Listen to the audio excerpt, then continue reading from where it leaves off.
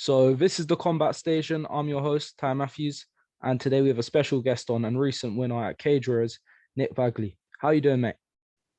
All good, mate. All good. Thank you. How are you? Mate, I'm good. So let's get right into it. So this weekend, well, not this weekend, a few weeks ago, you had a win over Scott Pedersen in Cage Warriors. Now you got the rear naked choke in round 2. Now, let me ask you, how did you feel that fight was, and what would you rate your performance? I rated pretty highly, to be honest. It was pretty smooth. Fight was actually last Friday. I'm very happy. I came out and I dominated pretty much what I said I was going to do. If you look at my post on Instagram, I said I already secured the bag once and I'm coming to secure the bag next week. And I secured the bag. So here we are. Did you take any damage in that fight? You got any injuries, or are you completely fresh coming out of it? Mate, the worst injury I got from that fight is a canvas burn on my toe. It's pretty bad. Honestly, it's been bothering me the whole week. But it was a pretty dominant performance. But I've heard you have a fight booked against ONeil, a rematch, I believe, in February. Is that true? No, where did you hear that? Online on Tapology, it says you have a fight on Supreme CFC. No, not that I'm aware. I'm signed to Cage Warriors. I have a multi-fight deal contract, so that can't be true, mate. And Tapology's moving mad recently. But I'm looking to get onto the next March card of Cage Warriors. Now, who would you like to fight in Cage Warriors? Is there any opponent you would like after your impressive performance? I don't know, mate. A few people I like, a lot of people I look at and I compare myself to them. And as a fighter, I believe I can beat anyone. So we'll see what Cage Warriors come up with, and we go from there. And I don't really ever decline the fight. Whoever I've been offered, I pretty much always said yeah, because what else? I'm here to fight, so that's what we do. Now, obviously, you're early in your career, 2-0 and all that. What level do you believe you are at right now?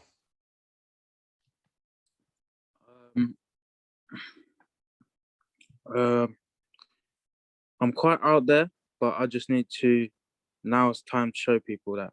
And like you said, I haven't got much experience as a pro, but I've had many amateur fights, and I've competed worldwide on the competition scene of jiu-jitsu, kickboxing, amateur MMA,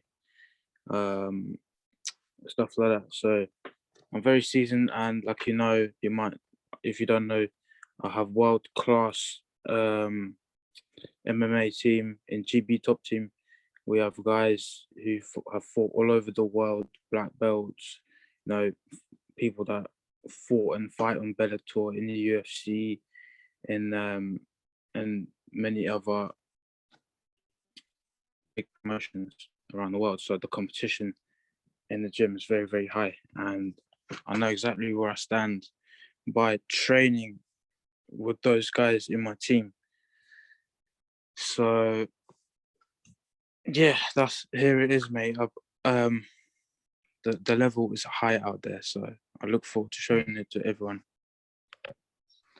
Now, you said you believe you are a pretty high level.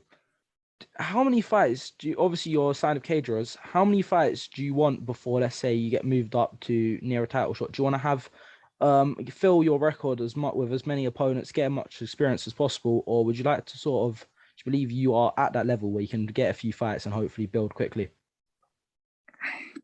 It all depends on how my fights go, obviously. In the ideal world, I'll smoke 3 more people, and then we talk about a title shot, I would say. Okay, so I want to ask, with your career, what are your plans? Do you want to end up in the UFC? Are you fighting for glory, money? What are you fighting for? Obviously, MMA is what I love and enjoy doing.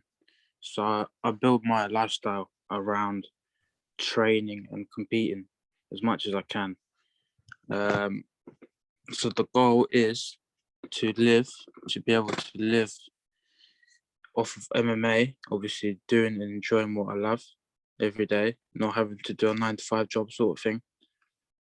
And of course, I don't just want to participate in the sport. I want to be the best I can, and therefore, my aim and goal is just dominate the MMA world and be the best of the best. Now, and obviously, once I'm out there and smashing people, that's when the money comes as well. I think if you focus on being the best fighter you can be and beating the best possible people you can, that's where the money actually comes. If your goal is like, oh, I wanna get paid, but you're not really pushing yourself to the limit and as much as you should be, to be the best to be one of the best in the world, then the money's not going to be there. But if your goal is to be savage and best, like one of the best fighters in the world, that's your goal. Do you know what I mean? Then it's inevitable you're going to get paid along the way because you're just going to be that level. You're going to deserve that money in the first place. Yeah. So yeah. Now, I was going to ask, did you catch the UFC last night? No, I haven't actually. I've seen a few results, but I know the heavyweight guy won, Derrick Lewis. I was going to ask. Actually, I was looking at putting a bet on, and it's quite tricky with Derrick Lewis because you never know whether he's gonna get beat or if he's gonna catch that knockout, and obviously he beats the guy. So good thing I didn't put a bet on. What, are you going to bet against him or are you going to bet on him? I didn't know who to bet on, so I just laid off of it. I don't bet unless I'm 100% confident the person's gonna win. And funny enough, I was actually very confident Amanda Nunes was gonna win the other day, and there was a guy who bet 300k on her to win, and she lost. So peak on that guy. Oh, that must hurt. But did you catch the UFC card, the pay-per-view last week as well? The Oliveira Poirier fight. Yeah, I watched it. What did you think? How would you rate Oliveira? And Oliveira will be fighting Gaethje next one. What's your opinion on that fight? I like him. He's a champion, man. Like, he's been around. He's gone through trials and tribulations, as my Dominick Woodham teammate says. He went 10-8 in the UFC at the start of his career, and now he's 10 fights undefeated or something like that. I can't remember exactly, but it's just nothing but inspiring, man. Obviously, it shows his success is just perseverance. It's inspiring, and he puts it really well together. Do you think he can beat Gaethje? Because that will be his next fight, most likely. Yeah, I think so. Because as much as Gaethje has good wrestling, he doesn't really utilize it in his fights as much. He's more of like sprawl and brawl kind of guy. But Oliveira, he's more well-rounded in his with the weapons that he has. He's got punches, kicks, elbows, knees.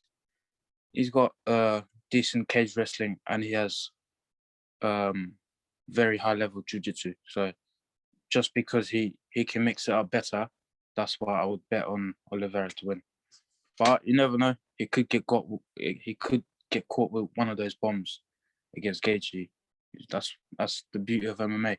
Anyone can win on any given day. You did just mention your teammate Dominick Woodham.